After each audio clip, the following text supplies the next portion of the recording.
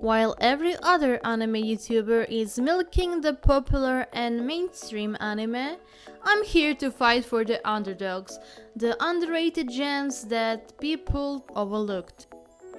The first two are absolutely the most deserving to be shown to the world, and they are Hisone no Masotan and Hinamatsuri. Hisone no Masotan is a series about an awkward girl who cannot control her thoughts, so she blubbers about everything she thinks out loud. And she wanted to be a pilot for Japanese Air Force. She gets selected for a special unit, and her task is to pilot a different plane, a dragon called Masotan. This is such a wholesome, feel-good anime, and yet everything about it is top-notch. From music to animation, story and characters, the only thing that this anime lacks is the fanbase that is going to watch it. Oh yeah, also there's a female version of Yurio in it. And of course, she is a rival, and it's hilarious.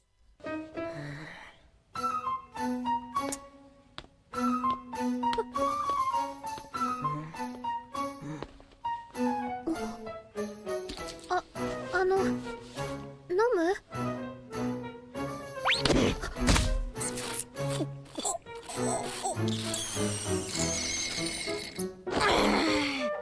冷蔵庫入れとけよ、ぬるいだろうがや。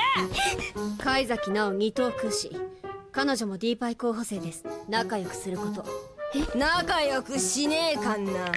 めったくそいびってやる。Hinamatsuri is an anime with a ridiculous concept, just like all the good stuff. Hina is an alien girl that appears in a room of a very special man, a mafia art dealer. Considering that she left her home, she has nowhere to go, so she blackmails him into taking care of her, since her telepathy can easily destroy everything that he loves so much. And that's expensive stuff. This entire show is about two very different people learning to accept each other and getting used to living together, while in the same time the experiences makes them develop. Who would ever think that an alien girl and a mafia arts dealer would make such a nice family? I could say that this show is like Nichijou meets Mob Psycho, so if you're a fan of one of those, or maybe both, give this one a try. Beside those two gems, this season has a lot of feel-good anime that is just so pretty and well made. It's a shame that people don't give them a chance, and these are some of them. Rokuhodo Yotsuri Biori, a traditional Japanese coffee shop that is all about spreading good mood and relaxing atmosphere.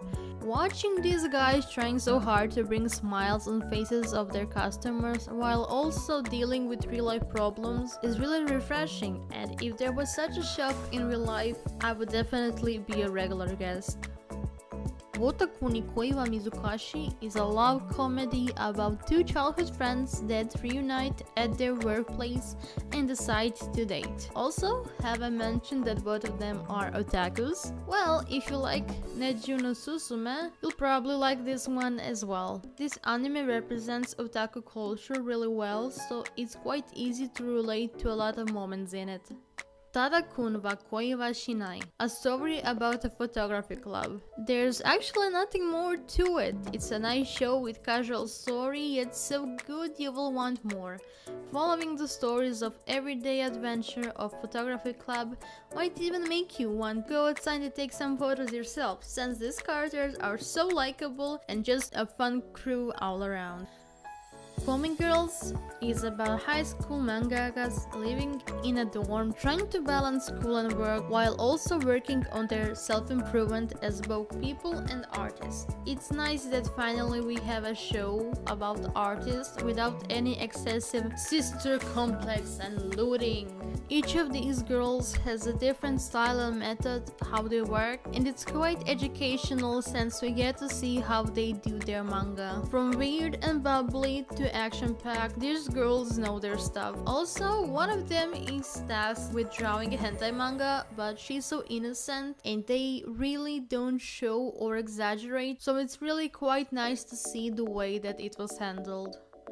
Kakurio no Yadomeshi. Due her late grandfather's death and promise, Aoi, the human girl who can see spirits, gets taken to the Ayakashi world to marry an ogre. She refuses to marry him, but instead offers to pay her grandfather's debt. Her grandfather was troublesome, but Ayakashi respected him as a close friend. Aoi decides to make an eatery to both help them who are nostalgic of the food her grandfather makes and pay off her debt. Along the way, she makes friends and starts enjoying her life, but the question remains, will she succeed or will she have to marry the ogre? Also, oh my god! Why is the ogre master person looking so much like Serif? Like, I cannot handle it. I just...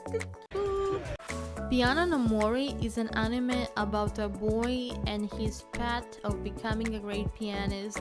He starts off as a poor child who lives behind the forest and befriends a rich kid who is being trained to become a professional pianist. What makes this anime so interesting is that there are fantasy elements, yet everything is so realistic, with the main character's mother being a prostitute, his teacher being a former pianist who can no longer play due to an injury, the differences in lifestyles of two friends. Also, in the forest, there's a piano, and the only person that can make any sound from it is Kai. Honestly, my only problem with this anime is that CGI sometimes isn't the best, and how this would make better as a movie than it is as an anime for sure.